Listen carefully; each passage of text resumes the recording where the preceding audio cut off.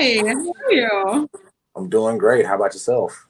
Good. It's so nice to like kind of meet. Right? Like as much as you can. I always want to say in person, but it's obviously not in person. I mean, you still have that Austin trip.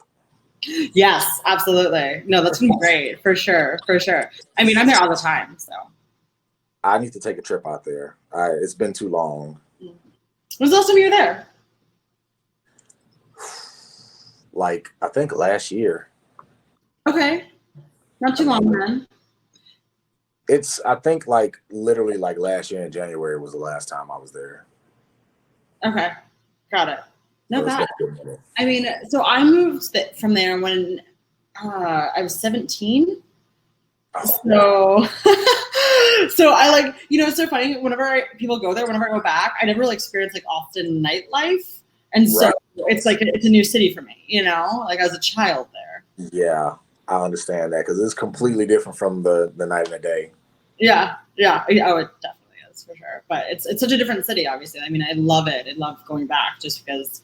I mean, Austin's amazing, but I feel like I don't know, even though I'm from there. And it's so much to do, and it's like it's so much to do, but yet you don't know what to do unless you know people there.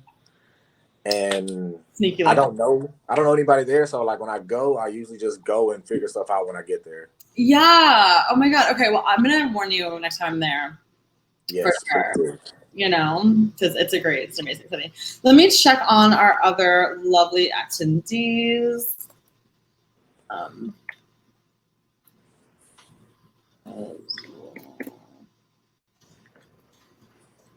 They might be having like a few technical difficulties. How long have you been in Dallas? Say it again. How long have you been in Dallas now? Oh, I'm in Houston.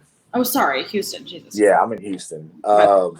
I actually just moved back to Houston when COVID hit. I was in Huntsville for like the past 6 years.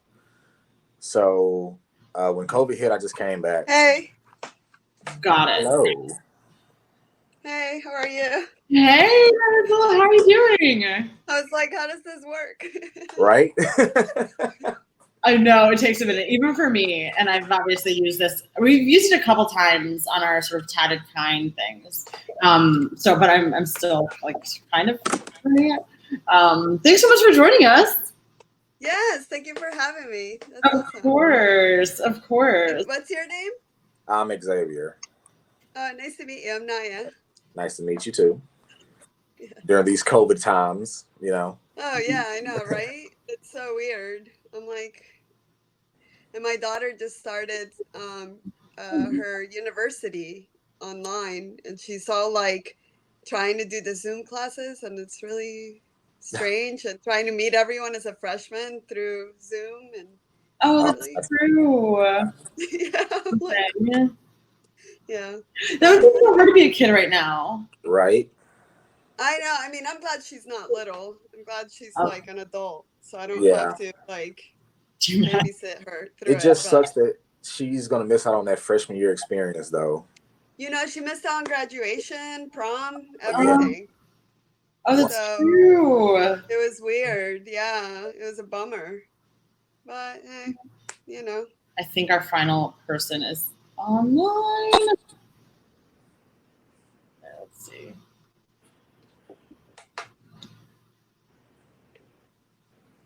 I mean, it says he's on here, but Oba's not popping up. I think it says connecting, so hopefully that's working. But it's funny because when you get in, you don't know what you're supposed to do. Right. Okay. It's like, but I was seeing the two of you talk, but I didn't know what I was supposed to do to get in. Oh, no kidding. Oh. So. But yeah, it confused me too at first because I was just completely lost on everything on like how to even get into it. I'm just like, well, I hope I did the right thing. Yeah, I think we're all in that boat.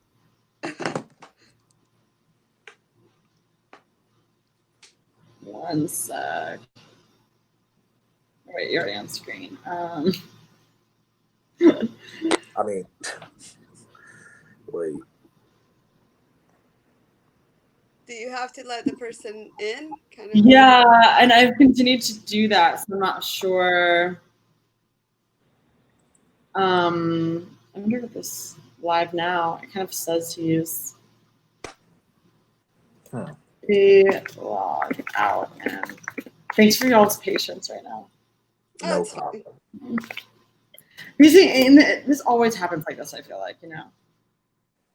Technology. You know? Always something. I told him to log it back in. And so I think maybe he will do that. Okay. Get started. Just a few minutes behind. Nothing crazy. Yeah, it's fine. Right.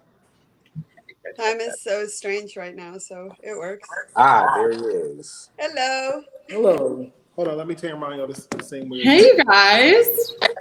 Hola. Can y'all hear me good? Yes. Yes. Yes. Everyone's here. Amazing.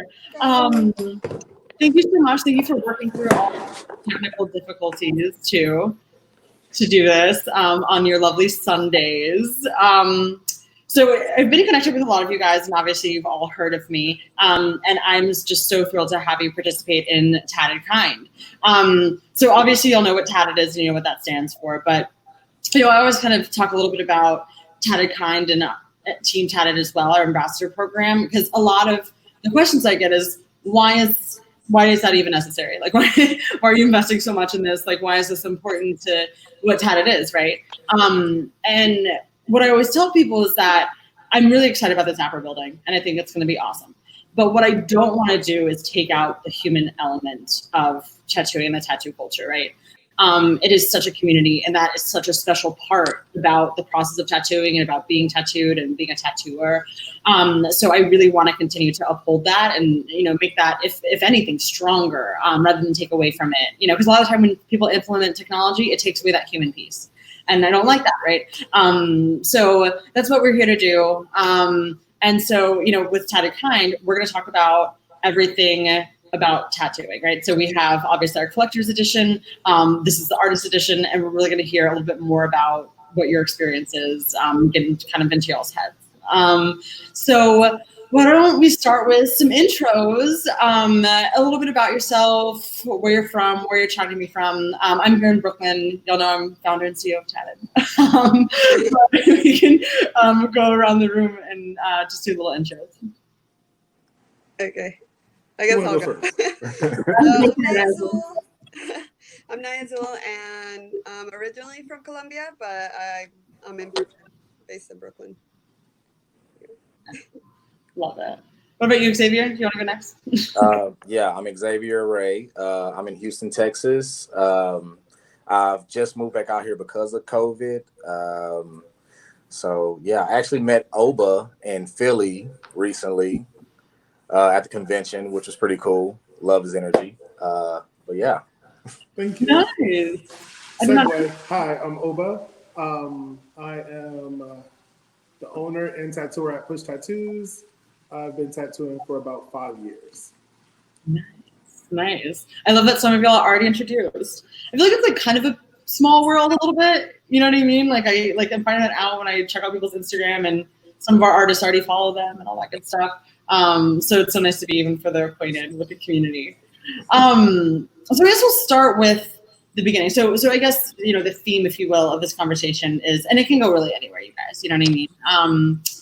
The theme though is, you know, the very beginning of tattooing, like how do you get into it, right? So I guess the first thing I want to do is how do you get into tattooing, and like, was it always going to be your full-time profession? Was it going to be kind of a side gig? And then, you know, it ended up being great. Like, you know, what was that experience like? We can go in the same order if y'all want to do that to answer, or just chime in. You know, we'll keep it casual. Oh my God. You know what? I feel like I've always been into tattooing, but I was always super afraid of becoming a tattoo artist. I was like, I don't want to be responsible for anyone's skin. But then a few years ago,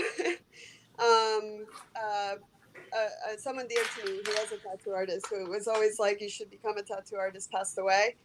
And I was like, well, you know, I don't know. It just kept ringing in my ears. So I was lucky enough to get an apprenticeship at Last Race Tattoo here in New York. And, you know, that kind of was like, oh shit, I got to give it my all. So I quit my job and went full time into apprenticing, and it was a great chance to take. I got to be around really great people and learn.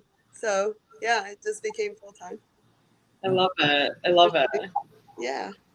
Well, with me, I didn't have that traditional apprenticeship, unfortunately. I actually started tattooing when I was in college. My cousin used to tattoo and he ended up passing away. So when that happened, I kind of picked up the machine and did that whole like messing people up in the dorm rooms and stuff. It was horrible. But eventually I caught the eye of a shop owner in the town I was in. And he was like, you know, I can teach you the right way. 2 weeks later, I was tattooing. So it was all bad. And I just had to teach myself how to grow and get better and do all these things. And I mean, I've been tattooing for 5 years now, but the past 2 years, I can say everything finally clicked for me. So I tell people all the time when I go to conventions, like, oh, I've only been tattooing for 2 years because the first 3 was just horrible for me. So, so from there, I mean, right now I'm in my own private studio and I'm just going with the flow of things at the moment. But yeah, I pretty much taught myself everything that I know up to this point. Amazing. I love that. The very honest answer. It's actually kind of a 5, but not really. I love it. What about you, Oba? So I never intended on being a tattoo artist. It was a really weird way how, like, not weird, but it was like a long ride for me to get into tattooing. My mentor had been asking me to be his apprentice for 8 years. And I was like she said, I was like not interested in being responsible for somebody's skin, fucking them up, and dealing with stranger blood. Yeah. I am a hypochondriac, and I think everything makes me sick. Like, so I like sanitize everything. But I was like, I just don't want to mingle with the people. So one day I was working in a job, and I was great at my job. And I realized that no matter how good you are at your job, any person who comes like a higher up doesn't like you for any reason, like being a brown man, they can get rid of you. And then next thing you know, your career has been halted. Yeah. So I left work that night. Like I had a bad interaction with one of my superiors. I left work and was getting a tattoo. My mentor asked me again, and I said yes. This was like November of 2015, I think it was, or 16. It was somewhere around there. And he was like, I'm taking a new apprentice in February. Would you be interested? And I was like, yeah. So when I came for the first day, he forgot I was supposed to be coming. And he was like, hey, Obi, you got a tattoo today? I'm like, no, you said come for the apprenticeship on February 7th. So I came. And he was like, I didn't think he was going to come. I gave it to somebody else. I was like, oh, great. He's like, but I wanted you so long, so I'll take both of y'all on and just see how it works out. And after like 2 weeks, the other guy, we found out couldn't draw. His girlfriend had been drawing on his assignments for him. Oh. And it was just me. And then after that, I didn't learn shit. My mentor literally bought me my first machines and said, go tattoo. And I was like, sir, this is my 6th week here, sir. I do not understand. Are you serious? You're gonna hurt someone. Well, could possibly fuck someone up. Luckily enough, I was like 32 when I started my apprenticeship, so I knew not to fuck people up. I knew to ask questions, so I just asked all the other tattoo artists that came in questions like, how should my machine sound? How far my needle should be out? And eventually, probably like after like 6 months, I got it. It clicked that it was like not drawing, it was painting, and then I was fine after that. Mm. Yeah, it's so different. Yeah, it's more watercolory for me. Oh, that is interesting. It's funny, we're talking more about getting into tattooing because some of y'all had apprenticeships. So some of y'all had apprenticeships and some of y'all did not. I mean, are those sometimes useful to people? Are they like, how necessary are they to get into the industry? Like, what's your opinion of that? Why is it still around if it's not, you know? I think it depends. For me, I mean, I was lucky enough to be apprentice at Last Rites, where there's some really, really great artists. And I was under Paul Booth for about a year. And for me, it was different. He didn't let me touch anyone for a year and a half. And so I did a lot of pig ears and synthetic skin, and it's never the same, but it taught me discipline and it taught me focus, which when you're tattooing, you have to be pretty focused for a long period of time. So in that sense, I found it very beneficial. And in the moment that I went into skin, my first tattoo, I practiced the line probably about 100 times over and over and over and over and over again, because that was my homework. So in that sense, I feel like it was very powerful. But there was also the other side, right? I couldn't go and just start doing it, and I was dying to do it. So there were parts of it that I guess have pros and cons. But I think at the end of the day, if you want it bad enough, it doesn't matter if you're apprenticed by someone or not. If you dedicate yourself and you focus into what you want to do with it, and you accept that whether you're apprentice or not, you're going to fuck up. You're going to have moments of like, oh my God, did that just happen to me? You know? And you have to give yourself a break and just kind of keep going, doing it. The more you do it, the better you're going to be, whether you're with someone or not. If you have a mentor, then you can go and ask them, hey, I did this wrong. What do I do? So that might help. But as you start doing it and getting to know other artists, you can also, hopefully you run into people that are willing to share their knowledge with you. Yeah. Right. And I completely agree with that, because with me not actually having an apprenticeship, there were a lot of things that I wish I was around other artists that knew already. So I could say, hey, you know, I'm doing smooth shading. What kind of needle do I need to use? What do you suggest that I use? Voltages, like what voltage do you think I should use? I had to go that route that is frowned upon by a lot of people, because I couldn't get an apprenticeship at the shops that I wanted to go to. So I had to settle for those, you know, walk-in street shop kind of things that a lot of the professional artists would look down on. And with me, I do 100% wish I had an apprenticeship, because I just wanted it. I feel like I could have been further along right now if I had someone to tell me these things that I had to go and research myself. Yeah. So it's those little simple things that I feel like just knowing. Like my first tattoo that I ever did took me 4 hours, and it was 1992, and it was all of like 4 inches long. And I didn't know that you don't try to shade a tattoo on someone who's really dark skinned with a 3-round liner. So simple little things like that is the things that I wish that I fixed it. Okay. Oh no, I completely. I was like, was it the hollowest? It was. Look, it was bad. Okay, but just let me make it. I fixed it. You can't tell it was bad at all. Like, it's done. Like, that was my very first tattoo. I covered up my very first tattoo. I did probably like a year and a half after I did it. What was it? A tiny heart. So one of my really good friends had a small heart on her wrist, and it looked like poop because an apprentice had did it. So then she decided to let another apprentice poop on her too. But then like a year later, I covered it up with like a little bust of her mom that probably was like 4 inches long, and it's probably still her favorite tattoo to this day. Oh, I love that. I love that. It's so one of my favorites. Like the different type of needles that you are supposed to shade with, like that's all Greek to me. You know what I mean? I loved y'all's reactions because you were like, "Oh God, no!" It's the worst. Listen, I remember. You know what? I think there are benefits in like what the hell is the opposite word of benefits? I think it's marijuana. I think that's the opposite word. All great options. But what I'm saying is, like being at, like I was in a street shop when I first started too, and let me tell you, that prepared me so much better for life than anything I think I could have ever did.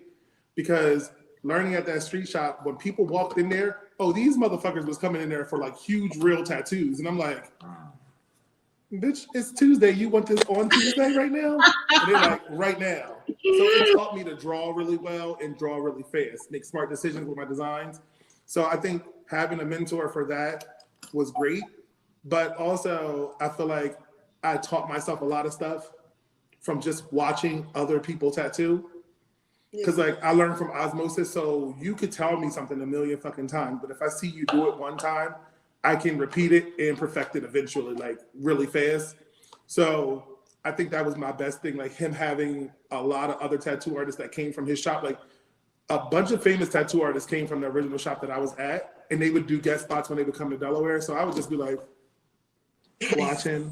watching, and they fucking hated me for it. They used to literally be looking at me like, can you not watch me? Because when you are already an artist and people are tattooers who are not artists, they fucking hate you. Oh my They'd God. be like, Way. this That's why you came up with osmosis, but not the opposite of the word benefit. Yes. That's amazing. I love it. So I guess that's so interesting because I feel like all of y'all talked about a little bit about I guess what pushed you into tattooing, but what do you think influenced your growth as a tattoo artist the absolute most? If there is an absolute most. I can honestly, I know mine right off the bat. Go ahead. So when I went to Ink Master, I was tattooing for 2 years, and I was tattooing very specific things before I was tattooing, like before the show. And it was like, my mentor never taught me certain things that I should have known. Like, you don't use the portrait rotary that you use for a portrait for a traditional tattoo. Oh, but he never taught me those things. So everything was taking me extremely long. And I think when I went to Ink Master and I seen the process that other tattooers do, I'm like, oh, because I'm fucking using the same machine for every single fucking tattoo. They got like 6 machines depending on what they're doing. Like now I use one because I know what I'm doing better, but like, I think that was the biggest experience of my life. It was like, motherfucker, you have to learn how to pack color in, and you also have to learn how to do a traditional tattoo. Because like where I'm from, nobody's fucking checking for traditional tattoos. Well, wasn't. Now they are. But they weren't at the time when I first started tattooing. Everything was black and gray, you know, the regular. I think with me, like what pushes me the most is that I'm competitive. So I look at people like Oba is one of my favorite artists. Like the art that he does is one of my favorite. Anthony Michaels is another one. So it's like I look at people like those two that have different routes that they took to get to where they are. And I'm like, well, I don't want to say I compare myself to them or anything like that, but I do look at that and say, okay, well, that's where I'm trying to get to. That's if we have to go head to head against something, I need to tattoo every time as if I'm tattooing against one of the people that I look at their art, and I love their art. So everything as far as like that and wanting to grow as an artist, as a person, as everything, that's what pushes me to get better every tattoo I do. I try to just push myself. So I compete with myself, but in the back of my mind, I'm competing with all these other people too. Yeah, I feel like for me it's a constant step to grow, right? And when I've gotten the privilege of being around some pretty great artists and being in the studio with them, it's always like, oh man, I have to live up to that as well, to what they teach me, to what I get to be shown. And so with everything, I think every tattoo is an opportunity for growth. And I feel like I've learned the most when I've done something that didn't turn out how I thought it would be. I got too nervous, or I did something. There was a tattoo I did that to this day will haunt me forever. And I remember I got super nervous and my hand just was like nonstop shaking. And instead of stopping and being like, I need a moment, I need to step away, I continued because I was so afraid of stopping and making the girl more scared. And the girl was just like, oh my God, she wouldn't even look at where I was tattooing. And I felt like the machine was going to fly out of my hand. And to this day, I think of that. And those tattoos are such a lesson because it's where I understand so many things about myself and what not to ever do again. So I don't know. There's always an opportunity for growth. But I feel like when there's a challenging one or when you fuck up on something is where you really observe yourself and you're like, oh, okay. And then it gives you a moment to step up, right? So Yeah. I think the benefit of what we do is that there are so many different styles of it that that it gives you the opportunity to continue to learn. Like me, I'll learn a medium, and once I feel like I got that medium to where I wanted to see it at, I'll stop fucking with it for a while, or I'll try to think of some way to recreate it. But with tattooing, I feel like every single tattoo is a new way to do something. And then depending on the style that the person wants, it's like, I don't typically do that style, but this is what I do. And you can put your own twist on something that has existed for however many years before you. I think that's the best part about tattooing, because it always gives you an opportunity to grow. Right. Absolutely. And in so many ways, artistically and connecting with people. There's so many things in the realm of tattooing in terms of art, you know, because art is very solitary, but in tattooing, you're really working with people all the time, so it becomes a two-way thing. So there's a lot of opportunity. It's interesting because it's not just like as if you buy a piece of artwork, right? It's like kind of like a collaboration in between like the artist's vision and your own vision, and you know, something that you care about that's, you know, connected. Why do you want this tattoo in the first place? You know what I mean? So it's like a really amazing synthesis of two things that produces this art. You know what I mean? It's like co-authoring a book or something, you know? So I find that really interesting. No, but it's so funny what you're saying, Oba, just because, you know, I didn't think of it that way. If you're doing custom work, it's almost like every tattoo is a little bit of a challenge, and every tattoo can be kind of done a little differently or teach you something new, which is amazing. And you also mentioned styles, which is interesting. You know, like I'm getting a tattoo in a week on launch day, which is gonna be great, by Jazz Paulino. But she apprenticed under someone that was like 100% traditional Japanese, and like did not do anything else, did not even like play in any other world. And she does only Americana now. You know what I mean? So it's always so interesting, like kind of like what pushes you towards your style. And I'm wondering like what made you find whatever style, you know, you think you're best at or you're most passionate about, or that you enjoy doing the most. Sort of how did you reach that? I feel like I'm constantly evolving. You know, like you were saying, sometimes you go into one place and you figure that out and see how you can apply it. I'm constantly playing with art in general and seeing how I can make my art into a tattoo. I've only been tattooing for a couple of years, so I still feel like there's a lot that I have to evolve in. But yeah, I feel depending where you live, that dictates a lot to what people are into, and then I think it kind of pushes you as well to where to go. But yeah, it's just a constant evolution for me, anyways, right now. Right. And I mean, with me personally, I don't have a style. Like, it's like if you tell me what you want, there's a way that I'm going to envision it, and that's my style. In comparison to like, oh, I want to get this traditional Japanese koi fish. Like, there are like when you have those type of styles, you have those guidelines that you know you're supposed to go by. And with me, I see it, but at the same time, I see other aspects to it. So I feel like having a style and sticking to one style, a lot of artists, they can get better and they can grow, but there are things outside of what they usually do that they can pull in order to grow and do better at what they're doing. So I like the fact that people throw all these different random ideas at me, and I can turn it into what I envision, and from there we can work together to tweak it on what they like. Like here with all the artists that are here, I always like, so every week we do a new challenge. It always starts on Friday and it ends the next Thursday. And I always try to throw them something that is super like out of left field, because I always want them to be prepared for what may come through the door.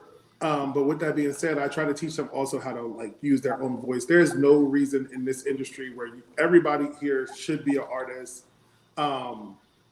Can't create something where it looked like you. So our challenge last week was to make one of our coworkers into a Pokemon, and it was great to see how everybody approached this from such a different thing, like such a different way. So that was my ask. So this week, one of my other girls here, she asked, could we do the shop assistant as a like between 70s and 90s cartoon characters? So that's what our next challenge is. And I think it's helping all the younger tattoo artists here prepare for when you get those requests that are like, wait a minute, you Yeah. want what?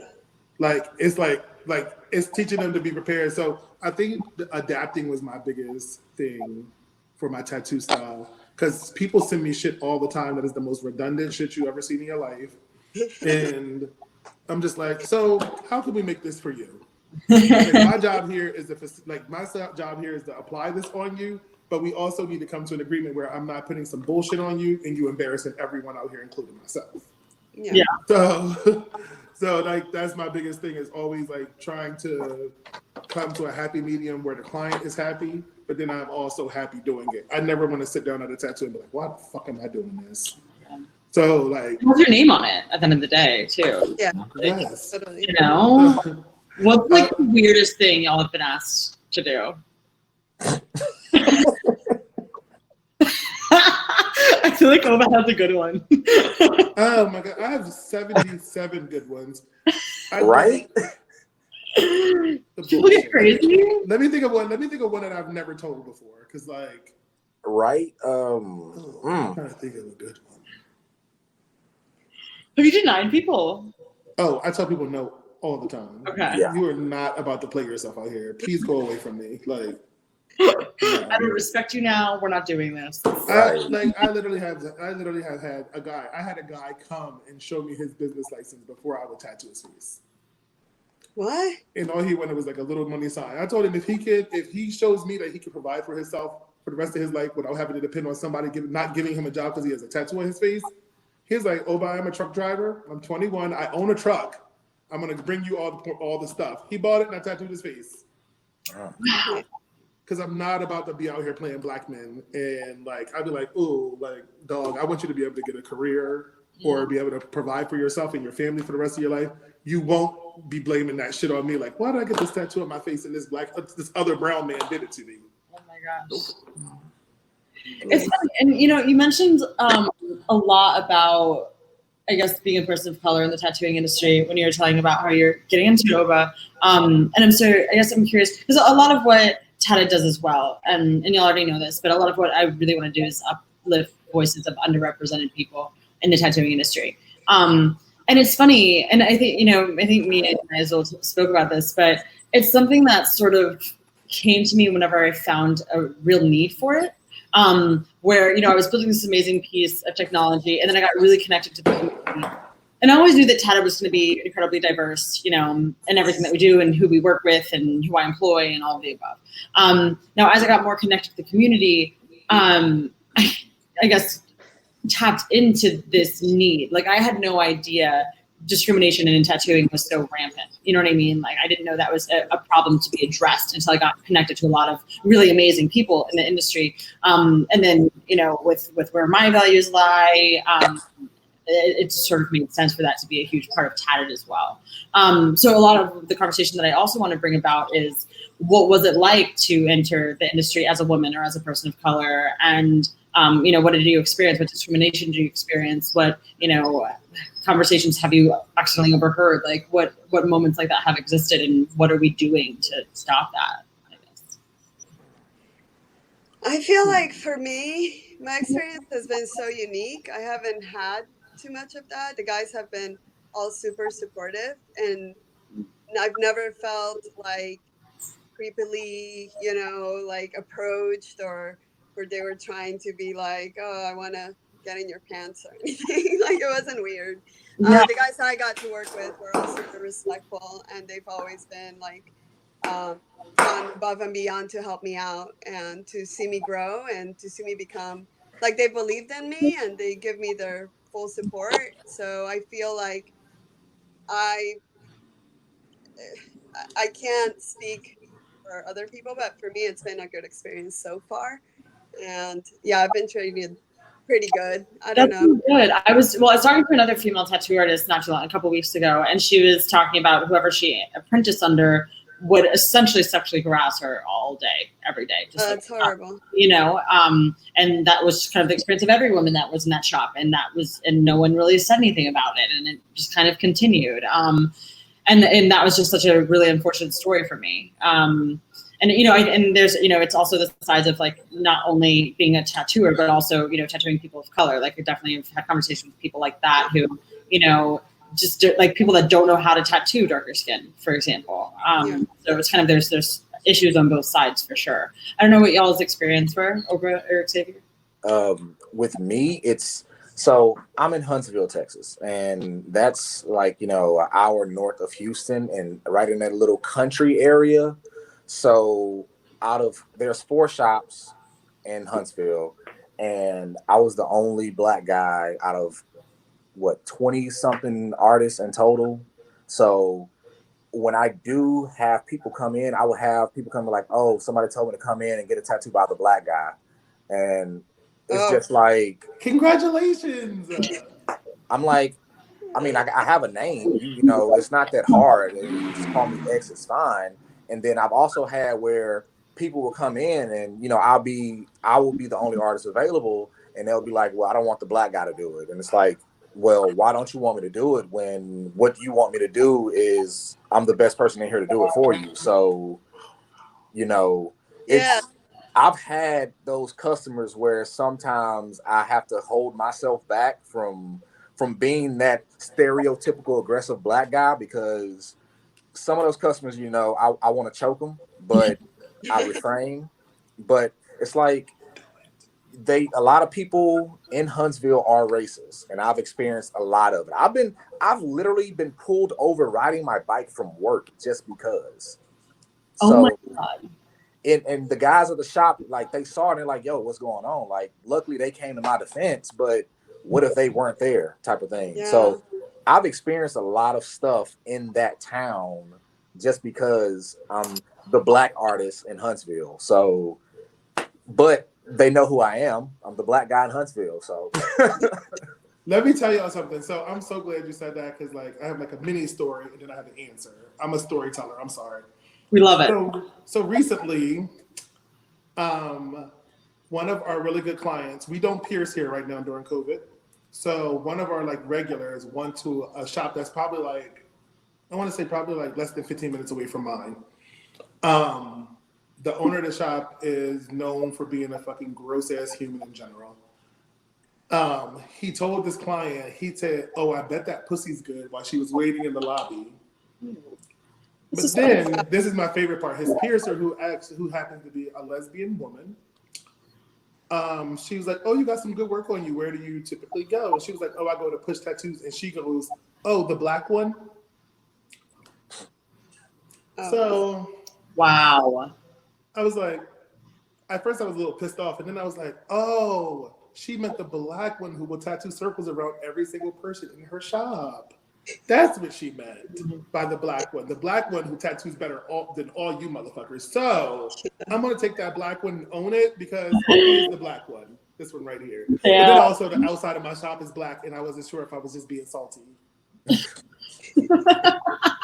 I was like, did I just fully cuss these people out? Probably not, to be honest. Like, it was definitely not. I just had to have a little, during my rant, I had to be like, oh shit, maybe she definitely was not. The door. Right. But it's so funny that you say that, because where my shop is boring ass Wilmington, Delaware. And we are like maybe 30 minutes from the Mason-Dixon line. We are also like right on I'm like closer to the border of Maryland, where they love Confederate flags. Yeah. But the racism here is on another level, besides just like simply identifying you as the black one. It's it's like a whole system of things here where these white shops who have been around for 30 years are charging people of color double and triple the amount that they're charging white people for smaller tattoos. Like, it's just ridiculous. Wow. We literally have a shop here that's like a newer shop. They're probably like the same age, a little bit younger than my shop is. And it's full of these like white boy tattooers, and we all know them. The ones with the long t-shirts, skinny jeans, and Yeezys on. All of them sounds right. Listening to nothing but hip hop, but then when no brown people are around, they're defending Oliver Peck. So like the racism here is just so fucking random. I actually lucked up because I have always been an artist all my life. I've been a professional artist since I was 12 years old. So people in this area is so small here have always known me as an artist. I come from a family of artists. My mom, my grandmother, my great-grandmother, all artists. So people just knew me from that. My mentor happened to be Black, but he was the first Black tattoo artist in our area. So he was the Black one at one point, 25 years ago. So when he hired me, he was like, Oba, I've hired maybe 20 different tattoo artists that have come out of here who have gone to fame. And he was like, Oba, I see you tattooing circles around them. He was like, you are already tattooing better than them in your first year, that some of them were in their 10th year. So I think I had it good because I was taught by a brown man. He did not teach me anything about brown skin. Okay. He was just my mentor, but I appreciated that because like going through and doing the wrong things have taught me the right things to do with brown skin, how to also perfect the tattoo better in white skin from tattooing brown people. So being more diverse in the skin tones that you work in is only going to work for you, like work to your benefit. I know I had to work a hell of a lot harder to get some contrast in a darker skin and a lighter skin. But when I come back around to doing that lighter skin, I can transition that gray way farther than anybody else.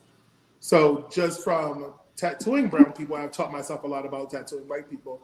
And that's why I don't understand why anybody would push away Black clients or treat them bad or double the price of their tattoo, because it ain't fucking harder. It's exactly the fucking same. Right. Yeah. Right. I had a client literally come here because we were the Black one, and she felt like she wasn't going to hear like she did at another shop that was around here, that if any Black people walk in today, the owner of the shop was going to bust their fucking head open.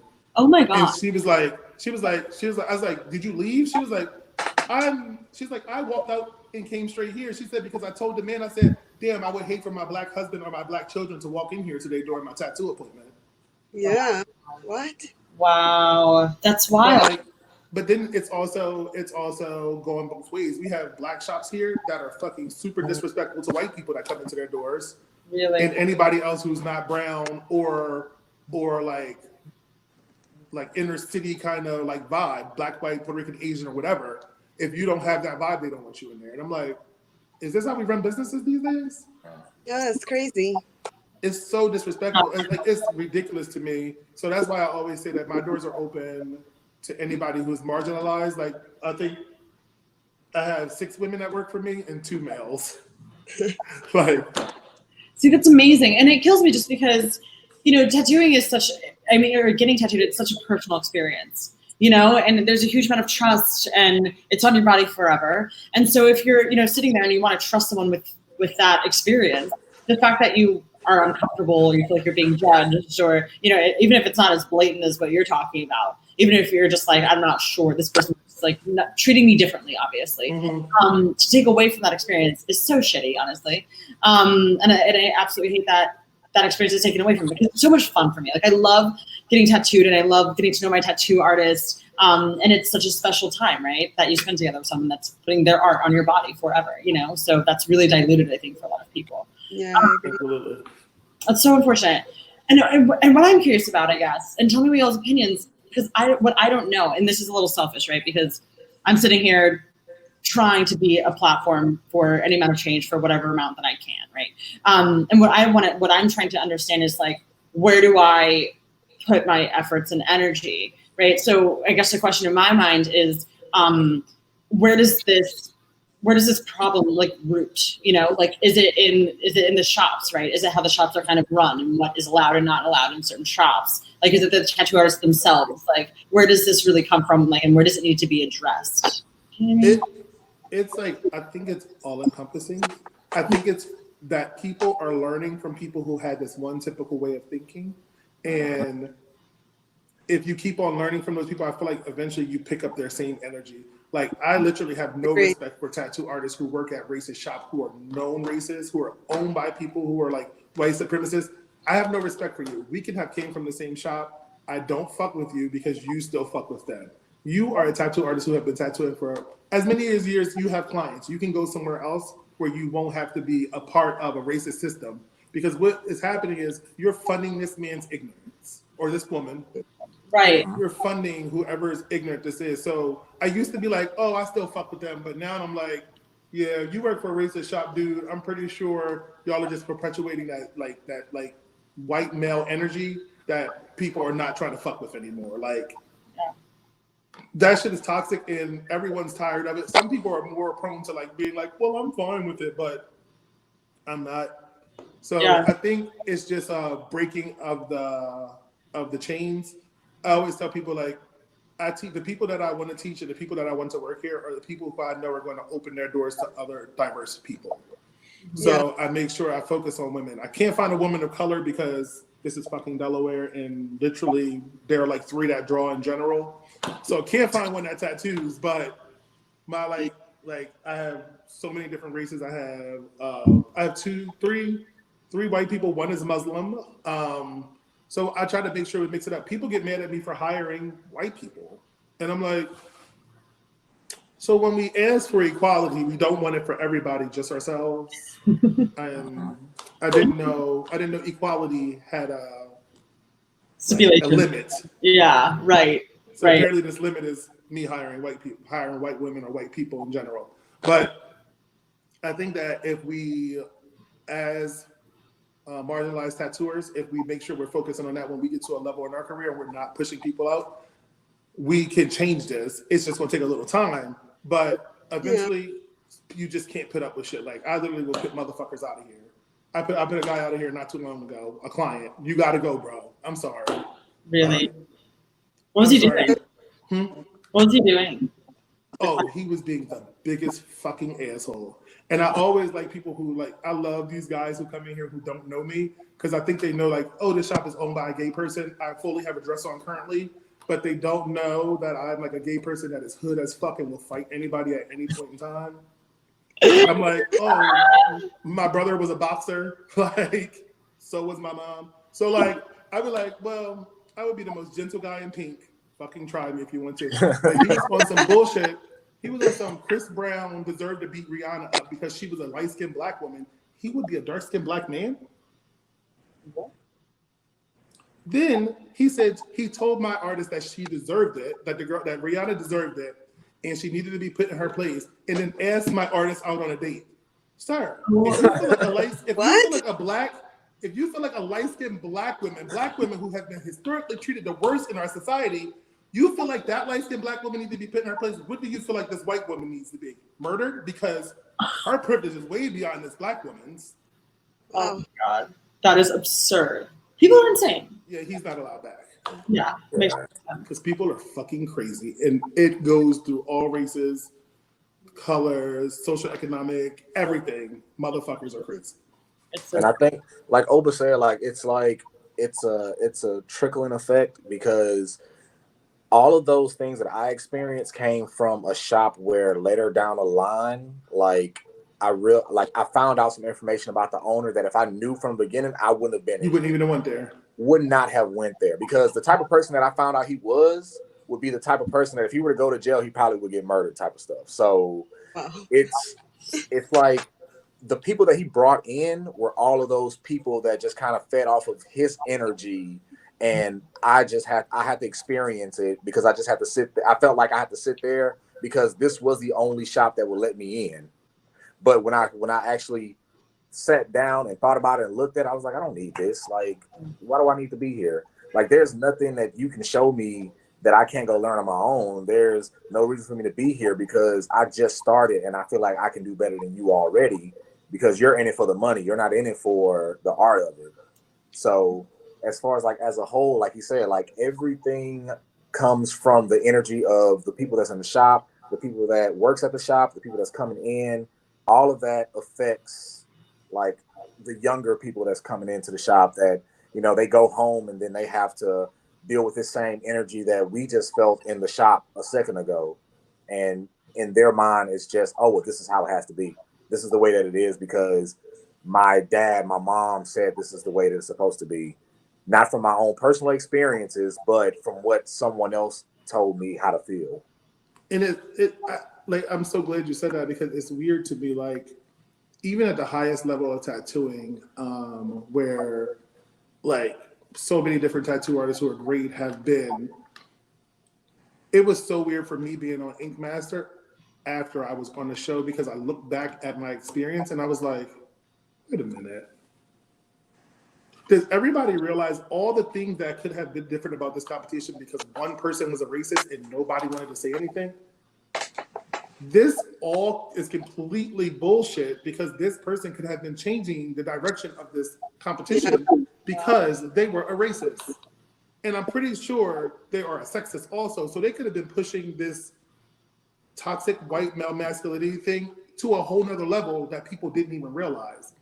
And I realized that like before the shit with Oliver Peck even happened, I was sitting there and I was like going over, like thinking back on my experience. And I remember hearing several other tattoo artists saying that they spoke with other people who have been on the show at their shop, in front of producers, in front of show creators, like in front of everybody. But my contract said I couldn't communicate this to anybody. I was lying to my family about where I was. Wow. These people have had the opportunity to understand what this is like from someone who had been here. If other people had the same mental preparation, this competition could have also been different. I also felt it weird that we had to go through a psychological evaluation with 696 multiple choice questions. What? But none of these questions said anything about, are you a misogynist?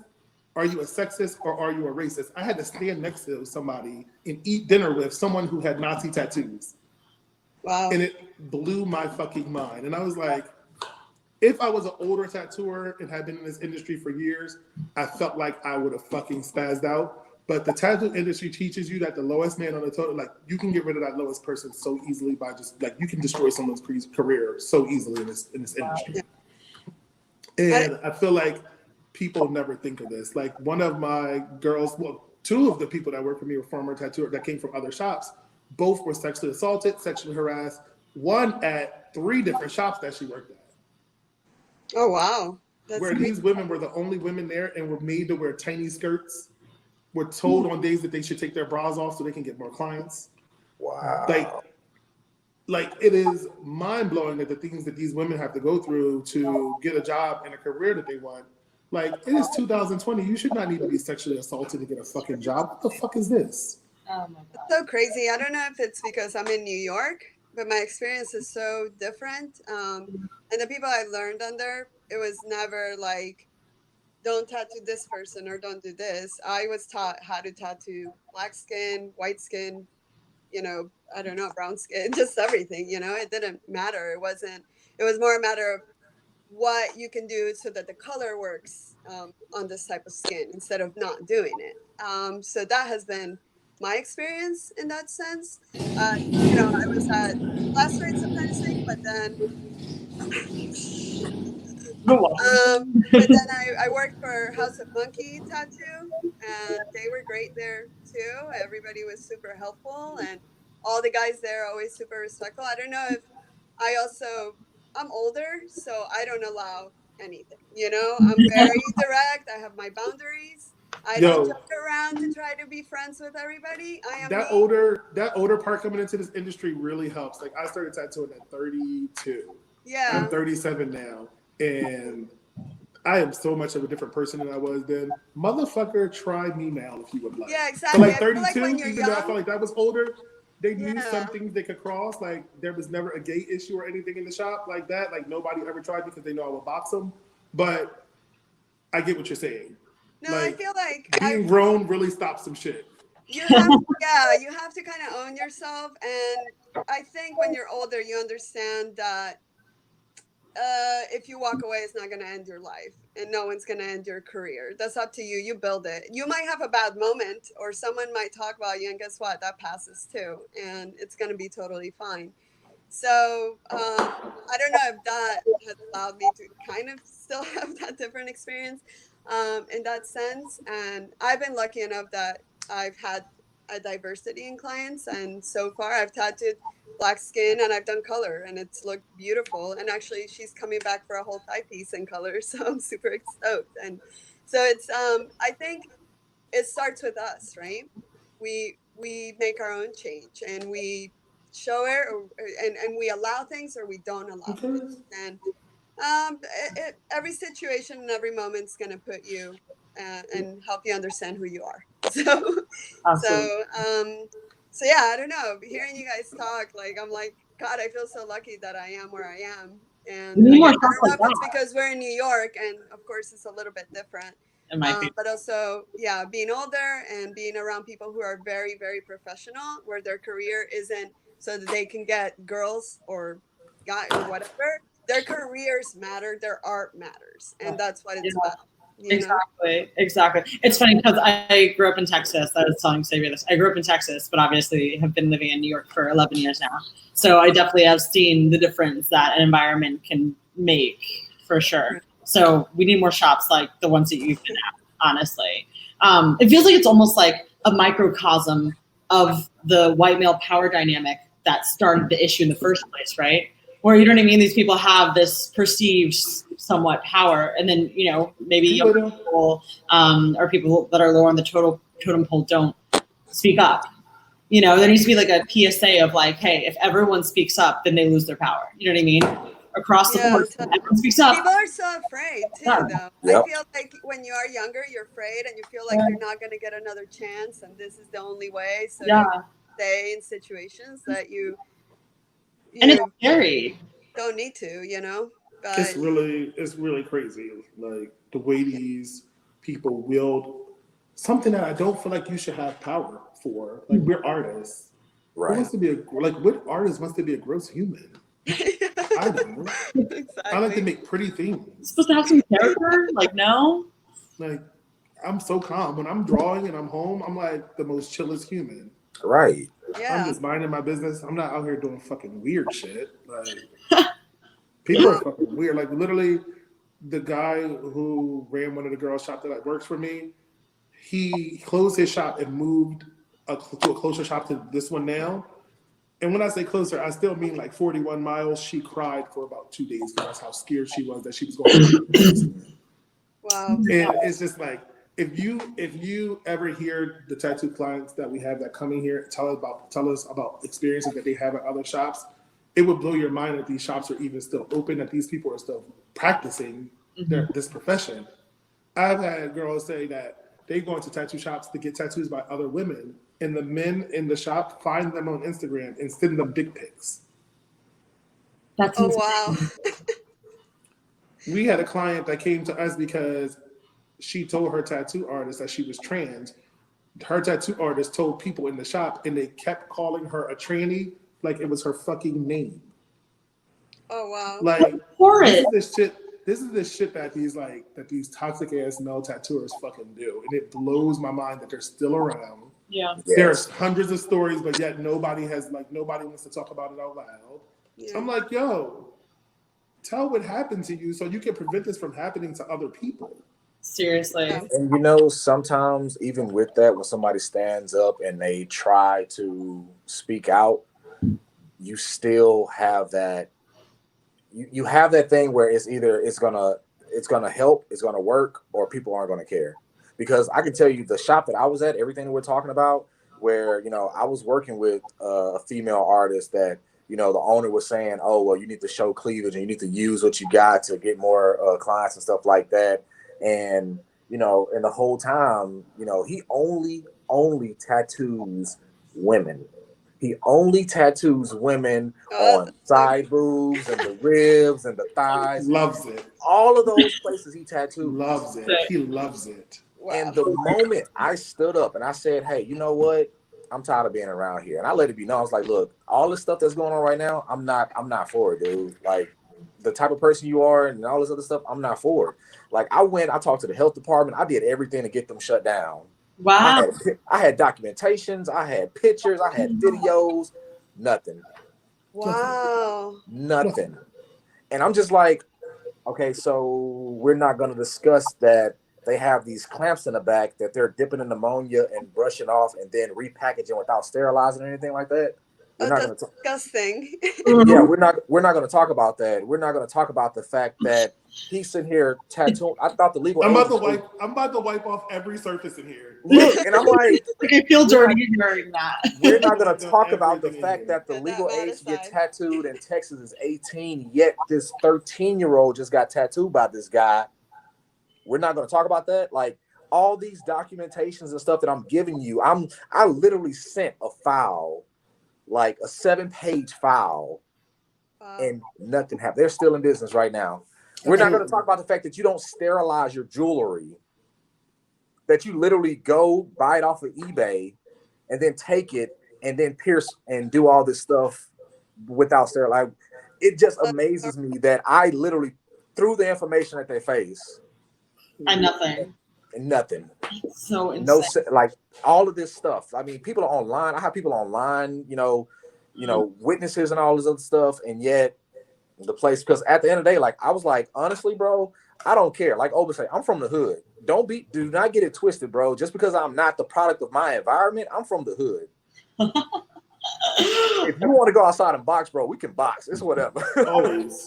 Always. I'm for this shit always. So I love our 5th member. What's her name?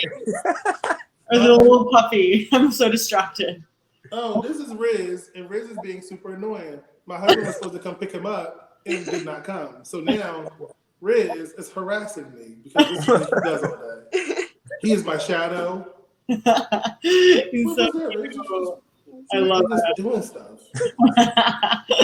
Every time I look around, like now he's making a weird sound. Are you coughing? I'm dead. No, that's such an unfortunate thing. I mean, I would love to see a day where tattoo shops like that, they don't even, I mean, they know that that shit can't fly. You know, so that it's not even a problem in the fucking first place. But that's, I mean, very high level. Can't wait someday that doesn't exist, But you gotta start somewhere, I guess. Yeah, yeah, definitely. Exactly. So that's what we're here for. So it's already, I know we're like running out of time. Do y'all have time for I have one more question, or y'all super? I'm down for it. Amazing. I'm done for the day. I love it. You guys, y'all are amazing. Okay, so my question is this. So I know, and you were mentioning this, Oba, and I know Nyahzul that you paint. I'm not sure if Xavier, you have another craft, but a lot of artists I meet kind of have crossover creative things that they do, right? And other creative passions. And I'm just kind of curious how those intersect, how they inform one another, or what your experience is with that sort of duality of creativity. For me, it goes hand in hand. I mean, I definitely feel like when I started tattooing, I had to kind of forget that I drew and I painted the way I did, because it's totally different when you're applying on skin, and the way you have to think is different. But now it definitely helps in a sense of understanding form, understanding how you want to create certain things, certain designs. I have a background in graphic design, and I've painted and I've drawn, and I've done art directions. So I've been involved in art always. And I do think that definitely helps me understand certain things when it comes to designing for people and working with people. So I think for me, it goes together in the sense of they influence each other. But if I'm drawing, the way I'm thinking of a drawing is very different if I'm thinking of designing a tattoo. It's never the same approach, but they feed off each other for sure. Yeah, I mean, I agree. I'm the same. I have a background in graphic design too. So with me, I don't paint as much. I'm one of those old school pencil and paper type of guys. So I love to do things with pencil and paper, but at the same time, I do, when it comes to color, I do dip into that acrylic painting and stuff like that, because it helps me understand color theory and stuff. So I do go into acrylic. I've even started spray painting recently. So I'm trying to get into that, but I do like working with my hands a lot more. So like woodwork and like messing with steel and stuff like that. I'm working on a guitar right now that I'm etching out a skull design on and stuff. So I like doing more like, I don't know, like rugged stuff with art, but it's still, at the end of the day, the shape of dealing with things kind of helps me when I'm like placing on body parts. That's how I see it. So it's like the curve of a guitar. What if I'm trying to do a back piece and this is the back that I'm working with, because everyone's shaped different. Nobody's straight up and down. Everyone has their own shape. So I'm so glad they're not.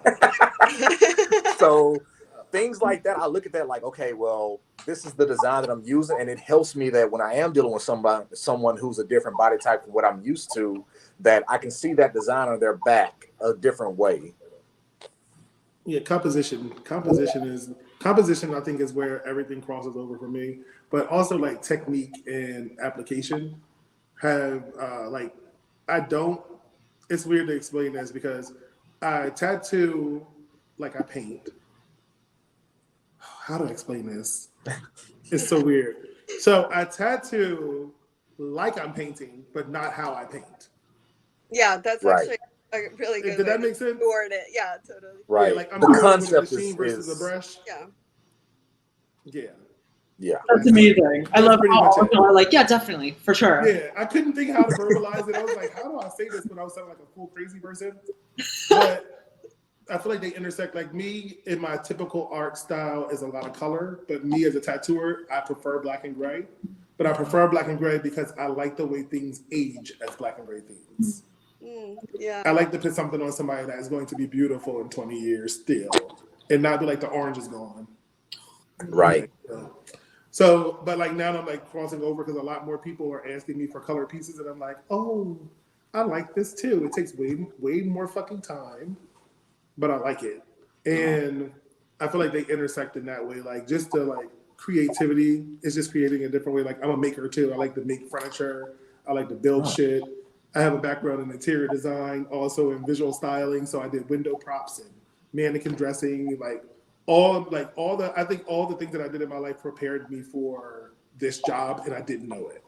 Right. Yeah. Like I had friends who were artists that went to like amazing like private schools, and they didn't have as many art classes as my public school did.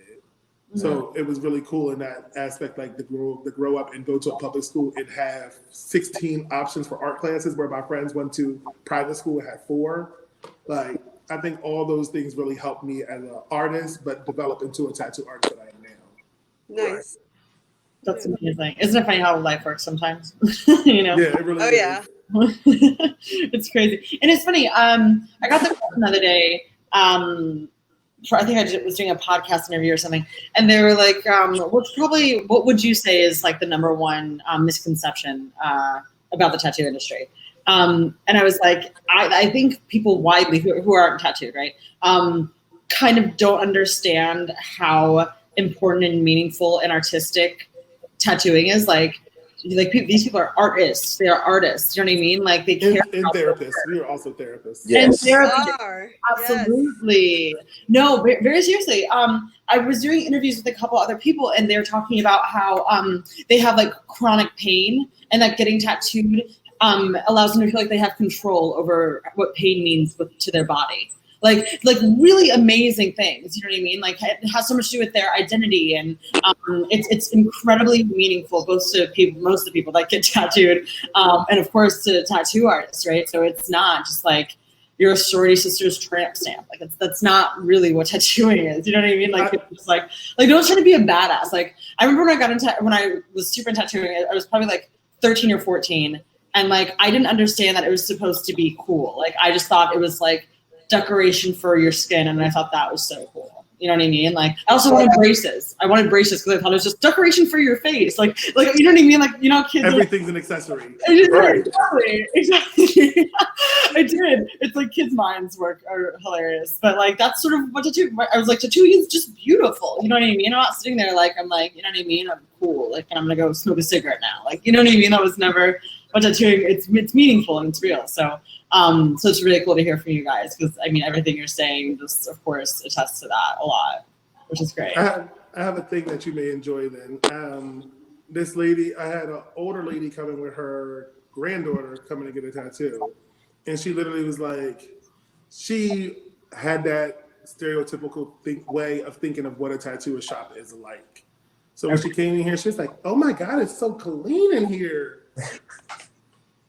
The turnaround on me though. The turnaround on me was like,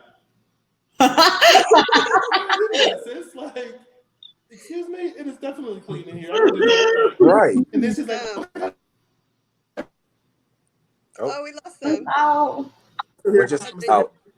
Somebody called me. yeah, so it was like, I was like, well, what did you think was happening? And so she came in, she seen what her granddaughter was getting. She was like, I wouldn't get that on me, but I also don't believe in tattoos. And I was like, oh, really? She's like, yes, our body is a temple. And I looked at her in her face and I said, so what temple have you been to that wasn't adorned? Wait. Seriously. When you tell me you went to a white ass minimalist church, you tell me about it, sis. Like, and guess what? Her old ass got a tattoo like 2 months later. You turned one. I turned right. You did it. I did it. I was funny. so proud of myself. It's funny. She wasn't her daughter. She wasn't my client. Neither was her daughter. They both got like some like little like something from Ann. It was like color little thing. But I was like, now look at you, Grandma. I made you the coolest damn thing walking around the nursing home. But no, but it's funny that you say that because my studio, it's a small little studio. Like I said, it's a private studio. And when people come in, the first thing that they say is the same thing. They're like, oh, it smells good in here. Oh, yeah. This is really clean. And then like you say, it's like, well, where have you been for you to just automatically just say, oh, this smells good. And then, you know, it's funny because the next thing that comes out their mouth is, so are you gay? Like, okay, so how many so obviously you don't know any straight men that are clean, obviously. You obviously don't know the straight men who got a fucking petty ass mom like mine. Like, it's like, okay. You thought I was going to be a clean boy walking around the house with my mom? Right. That told me she could smell my underarm from the door? Like, no. That's what I'm saying. It's like, my mom like, get in the shower, I can smell you. Right. I was raised to, you know, have good hygiene. So in turn, my job, which, you know, is definitely something you want to have good hygiene with, you might want to. Yeah, you definitely don't want to walk into a studio and smell like, you know, like Gold's Gym or something like that. You walk Sometimes it may smell like a little bit of marijuana in here, but that's because I had just came from outside. But that's the only reason. That may be the only reason it does not smell good in here. Like, people love trying it though. People really be like, oh, you got white sinks. I'm like, yeah. They're like, well, aren't you gonna get tattoo stuff all over them? No, somebody better wipe that shit off. Right. Like, what planet is this on? Yeah, I'm not gonna just leave stuff sitting around. That's so funny. I can't believe people think that. I don't know what they're picturing when they picture tattoo parlors. Some sort of like that, and then oh my god, we've all got that. So, do you use clean needles? Yes, I got. Do you reuse needles? Needles. Yeah.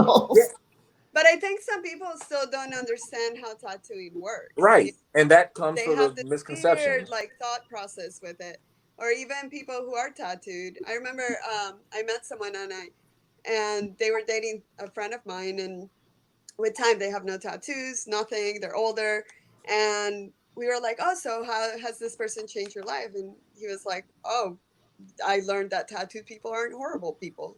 And I was like, "Oh wow," you know.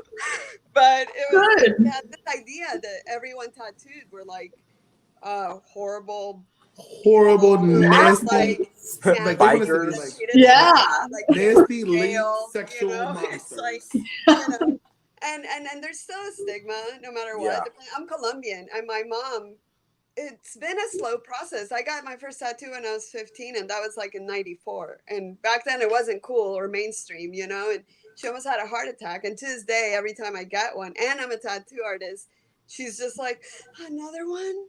But do you need more? You know, like she still hasn't fully grown into it. And I think it's so embedded into her mind that the same thing, your temple and all this stuff, you know. So it's still changing, but there's still a lot of people that I think have a misconception of what tattooing is and what people who are tattooed are, you know, instead of separating. There's good people and bad people and all, you know, so it's interesting. I don't know when that connection was made, but it's a strong one. And I'm just here to it is the most unbreakable damn thing. They think we are all just like wild partiers that just want to have sex with everybody. Yeah. I do not want to have sex. I am a married man. Jesus. I'm a married man. Oh my God, the women. Oh my God, but let me tell y'all, women, when they find out that you are gay, do not give a fuck about anything. Women say the most disgusting things to me. Like the most disgusting thing. And I literally think it's the funniest because like I feel like I'm one of those people you can't possibly sexual harass me because I think everything is hilarious. So like these women that work here, that come in here, what? Oh my God. This woman literally said to me, this lady literally said to me, I think one of the girls made a joke about free baller or something like that. And I was like, oh yeah, we have free ball Fridays here at the tattoo shop. And she was like, can you stop my tattoo now? Because I'm gonna come back on Friday. And I was like, well, you can come back on Friday. Wow. I may honor this agreement because I think I love you. But if a man said that, I would fucking snap in here. I would fucking rage in here. Do you hear me? Another level. I'm a horrible person that I think of it. But like, it's me. You can't do it. But like, if a man, oh my God, if a man said it, he would have to fucking go. All right, sir, grab your stuff. God, y'all must have to just deal with so many different things throughout your day and people. Different people, Yes. different crazy things that arise. Late clients who think you're the only person they're tattooing the entire day. Yeah. So you're not going to throw off the rest of your day by them being an hour late. Like people, like we deal with shit like that. I had a lady the other day come in our back door that says use other door.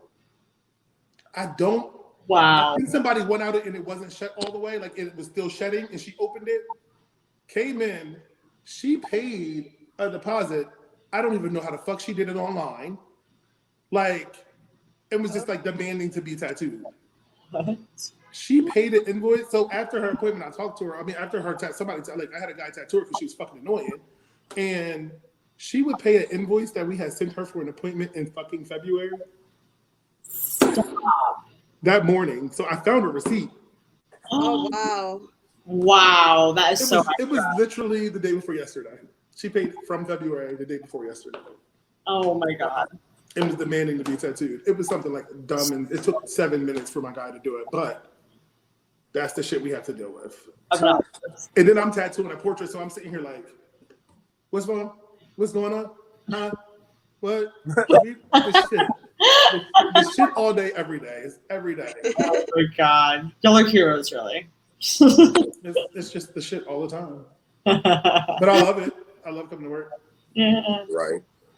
That is nice to do something that you love, like especially if you're creatively driven. I mean, I've met some creative people that haven't been able to find their niche to pursue, that creative thing full time, professionally. So I think it takes a lot because you have to really, really, really want it. You have to be super disciplined, which I think, at least for me in my early 20s, I wasn't, I'm an artist and that's all, sure. That's gonna, it's cool. And so, but to really become good at what you do, you have to put in that time and love it so much that it becomes like, it's like your boyfriend, your girlfriend, whatever, it's with you all the time.